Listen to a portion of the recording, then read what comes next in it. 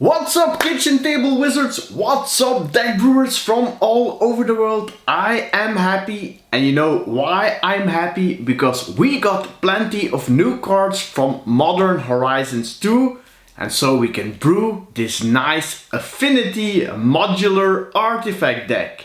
And, spoiler alert, I even put in an alternate win condition.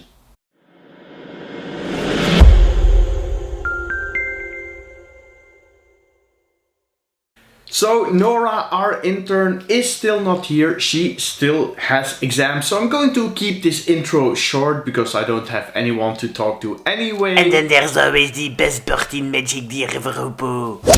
As I was saying, we're going to keep it short, but I do need to mention our good friends at Cardmarket. They keep supporting our little channel and they deserve a shout out. Now, if you're new to Cardmarket, they are really the best platform in Europe to buy your Magic singles, and you can even try them out for free. And for that, I will give you a €5 credit.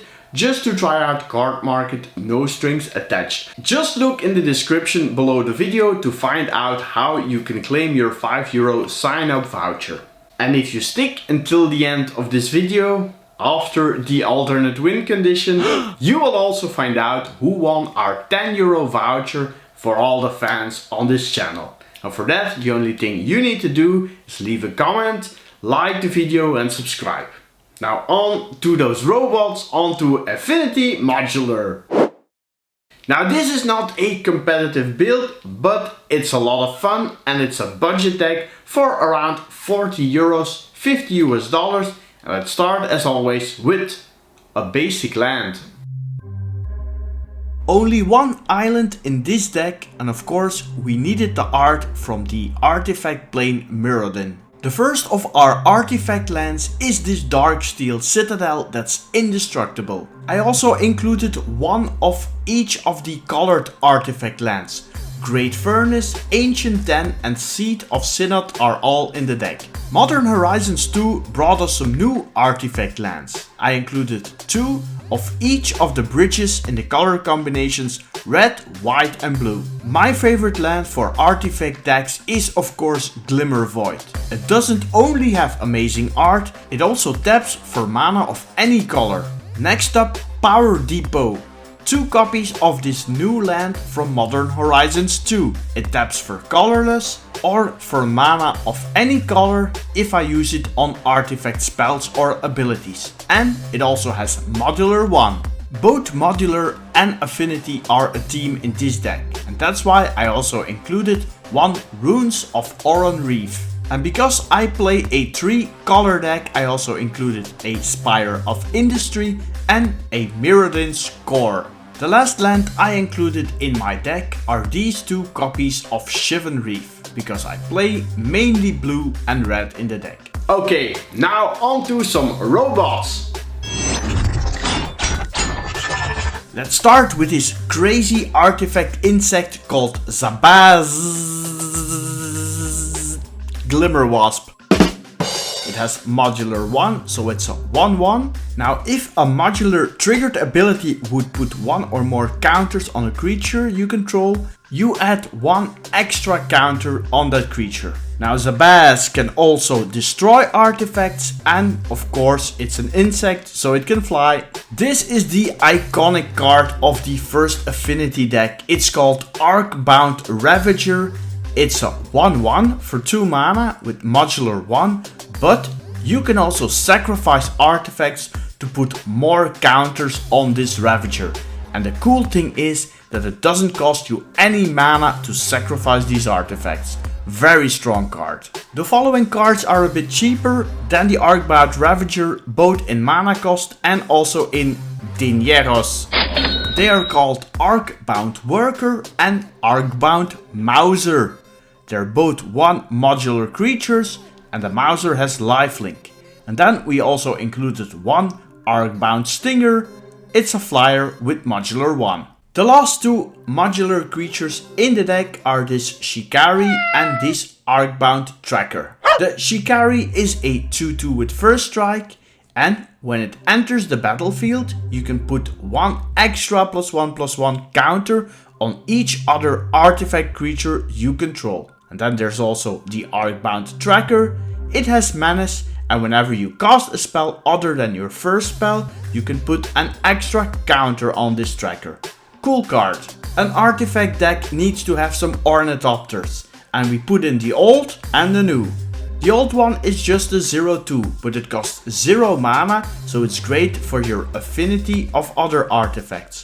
And the Ornithopter of Paradise is an artifact. It's also a 0/2, but you can also use it to create mana of any one color.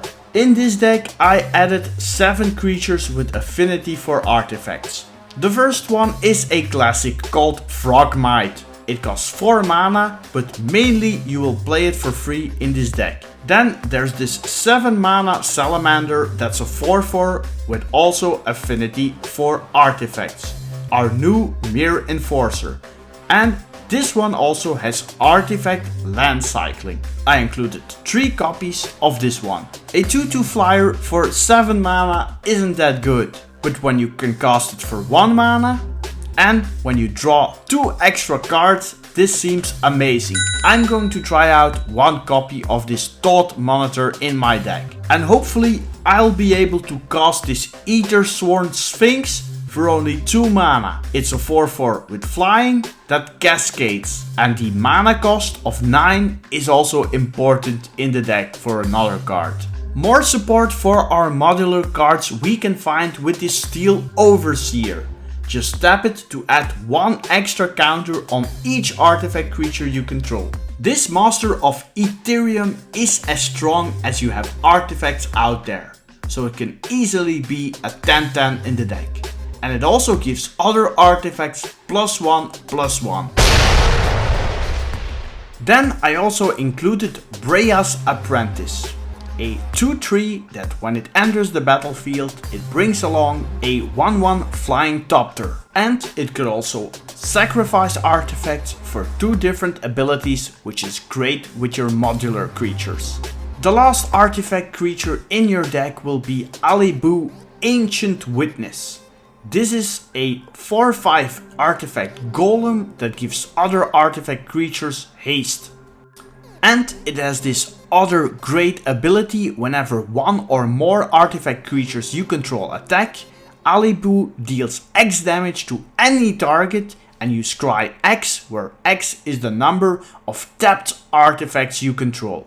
And we will do some cool shenanigans with this card in the deck. So these were our artifact creatures that we play, but these are not the only creatures that I play in the deck. The original artifact affinity deck from the Mirrodin block had this card in it. It's originally from the Antiquities, so it's really old. Look at this art, amazing. It's a 1/2 that for 0 mana you can sacrifice artifacts to give it +2/+2. So great with modular and also to make this Atok really big. Next up we have Pia Nawar and the Topter Engineer. They both create a 1/1 Topter artifact creature with flying when they enter the battlefield. You can also use Pia to give artifacts +1/+0, or you can use her second ability to sacrifice an artifact to make target creature not able to block this turn. And the Topter Engineer gives other artifact creatures haste. Next up we have this mysterious merfolk wizard called Emry, Lurker of the Loch. This one also has affinity with artifacts. And when it enters the battlefield, you put the top 4 cards of your library into your graveyard. Now you can tap it to cast target artifact card from your graveyard.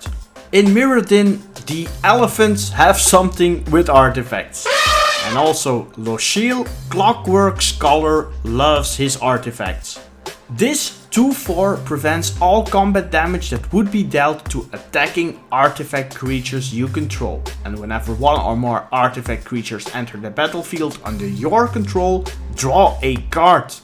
From an elephant we then go to a blue creature with 6 fingers and a long head.